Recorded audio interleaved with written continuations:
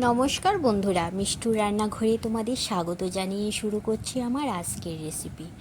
আমার আজকের রেসিপি হলো মটন কষা। এই মটন কষা কীভাবে রান্না করি তা দেখার জন্য তোমরা পুরো ভিডিওটা দেখতে থাকো। আশা করি তোমাদের কাছে ভালো লাগবে। ভিডিওটা সামান্য বড় হয়ে যেতে পারে, তোমরা পুরো ভিডিওটা দেখতে থাকো, না হলে বুঝতে পারবে না যে কীভাবে এই মটন কষাটা রান্না করছি। আমি যেভাবে ঘরে মটন কষা রান্না করি সেই একই রকমভাবে আজও রান্না করলাম, তাই তোমাদের সঙ্গে শেয়ার করছি। প্রথমে আমি এখানে বড় সাইজের মটন নিয়ে নিয়েছি। তারপর এর মধ্যে দিয়ে দিলাম সামান্য পরিমাণ সর্ষের তেল। তারপর দিয়ে দিলাম এখানে পরিমাণ মতন হলুদ। এখানে আমি 3 চামচ হলুদ গুঁড়ো দিয়ে দিয়েছি। হলুদ দেওয়ার পর এখন আমি এর মধ্যে দিয়ে দিলাম নুন। এখানে আমি 2 চামচ নুন দিয়ে দিয়েছি। তেল, হলুদ আর নুন দেওয়ার পর এখন মাংসটা খুব ভালোভাবে মেখে নিতে হবে। মাংসের পিসগুলি তো বড়, এই জন্য কিছুক্ষণ টাইম নিয়ে তারপর মাংসগুলি মেখে নিয়েছি। তারপর এর মধ্যে দিয়ে দিলাম পেঁয়াজ বাটা। এখানে আমি 3 চামচ পেঁয়াজ বাটা দিয়ে দিলাম। পেঁয়াজ বাটা দেওয়ার পর এখন আমি এর মধ্যে দিয়ে দিচ্ছি 1 চামচ জিরে আর ধনে বাটা। জিরে আর ধনে বাটা একসাথে বেটে নিয়েছি। তারপর দিয়ে দিলাম এখানে 1 চামচ আদা বাটা আর 1 চামচ রসুন বাটা। তারপর ঝালের জন্য এখানে আমি দিয়ে দিয়েছি 2 চামচ কাঁচা লঙ্কা বাটা। ঝালটা তোমরা তোমাদের পছন্দ মতন কম বেশি দিতে পারো। তারপর কালারের জন্য এখানে দিয়ে দিলাম 2 চামচ কাশ্মীরি লঙ্কার গুঁড়ো। সব মশলা মাংসের মধ্যে দেওয়ার পর এখন মাংসটা খুব ভালোভাবে মেখে নেব। মাংসটা যখন খুব ভালোভাবে মাখা হয়ে গেছে তখন আমি মাংসটা আধ ঘন্টার জন্য ঢেকে রেখে দেব। এই মাংসটার মধ্যে আমি ভাজা মশলা দেব। এর জন্য আমি এখানে নিয়ে নিয়েছি শুকনো লঙ্কা, এলাচ, দারচিনি, লং, গোলমরিচ আর গোটা জিরে আর গোটা ধনে। সবগুলি এখন আমি শুকনো কড়ার মধ্যে ভেজে নেব। মশলাটা ভাজার সময় গ্যাসের আঁচটা একদম কমিয়ে তারপর মশলাটা খুব ভালোভাবে ভেজে নিতে হবে। মশলাটা আমার ভাজা হয়ে গেছে। এখন আমি মশলাটা প্লেটে নিয়ে নিচ্ছি। মশলাটা প্লেটে নেওয়ার পর এখন আমি মিক্সিং জারের বাটিতে মশলাটা দিয়ে একটা মশলাগুলি গুঁড়ো করে নেব। মশলাটা আমার গুঁড়ো করা হয়ে গেছে। বেশি প্লেন লাগবে না, সামান্য দানা দানা থাকলেও অসুবিধা নেই। তারপর এদিকে আমি এখানে একটা বাটি নিয়ে নিয়েছি। এর মধ্যে আমি এখন দিয়ে দেব জল ঝরানো টক দই। এখানে আমি 4 চামচ টক দই দিয়ে দিলাম। টক দই দেওয়ার পর এখন আমি যে ভাজা মশলাটা করেছি সেই ভাজা মশলাটা এখানে আমি দিয়ে দিচ্ছি। এখানে আমি 2 চামচ ভাজা মশলা দিয়ে দিলাম। ভাজা মশলা দেওয়ার পর দই আর ভাজা মশলাটা খুব ভালোভাবে ফেটিয়ে নিয়েছি। এদিকে গ্যাসে একটা কড়াই বসিয়ে দিয়ে দিলাম সর্ষের তেল। তেলটা গরম হয়ে যাওয়ার পর এখন আমি এর মধ্যে দিয়ে দিলাম 4টে এলাচ আর 3 টুকরো দারচিনি। তারপর দিয়ে দিলাম 3টে তেজপাতা।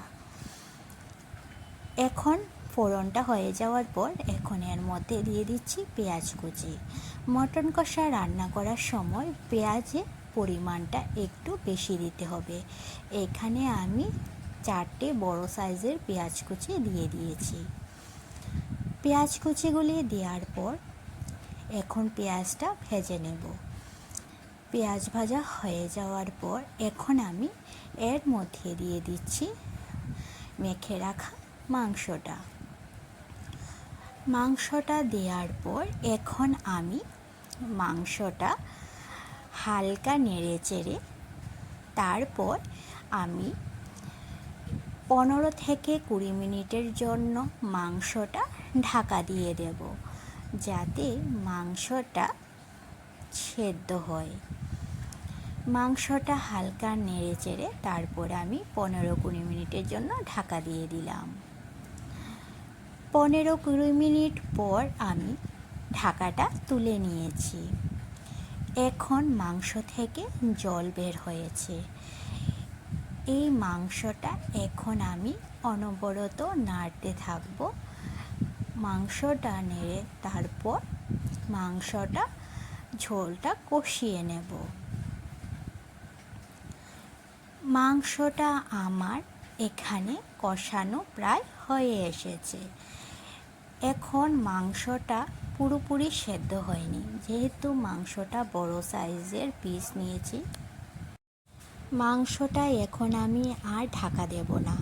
মাংসের ঝোলটা যখন শুকিয়ে আসবে আর মাংসটা কষা কষা হয়ে আসবে, তখন আমি এর মধ্যে আবার অল্প পরিমাণ জল দিয়ে দেব। মাংসটা আমার এদিকে কষানো হয়ে গেছে। এখন আমি এই মাংসটার মধ্যে অল্প পরিমাণ জল দেব। অল্প পরিমাণ জল দিয়ে এখন আমি মাংসটা অনবরত নাড়তে থেকে তারপর মাংসটা ঝোলটা আবার কষিয়ে নেব। মাংসটার মধ্যে জল দেওয়া হয়ে গেছে, এখন আবার মাংসটা আমি কষিয়ে নেব। এই একই রকমভাবে মাংসটা আমি 3 বার জল দিয়েছি আর 3 বার এভাবে কষিয়ে নিয়েছি। যতক্ষণ পর্যন্ত মাংসটা ভালোভাবে সেদ্ধ না হবে ততক্ষণ পর্যন্ত অল্প অল্প জল দিয়ে তারপর মাংসটা কষিয়ে নিতে হবে। এখানে আমি 3 বারের মতন জল দিয়ে তারপর মাংসটা কষিয়ে নিয়েছি। মাংসটা আবার কষানো হয়ে যাওয়ার পর আবার অল্প পরিমাণ জল দিয়ে দিলাম।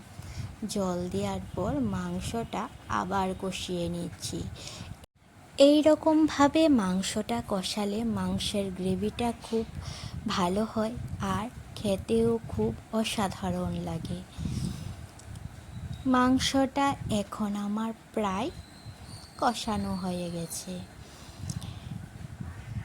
এখন আমি এর মাংসটার মধ্যে দিয়ে দেব আমি যে দই আর ভাজা মশলা দিয়ে ফেটিয়ে নিয়েছি, সেই দই আর ভাজা মশলার গোলাটা এখন আমি মাংসের মধ্যে দিয়ে দেব।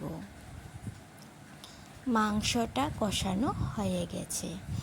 এখন আমি এই মাংসের মধ্যে দিয়ে দেব এই দই আর ভাজা মশলাটা।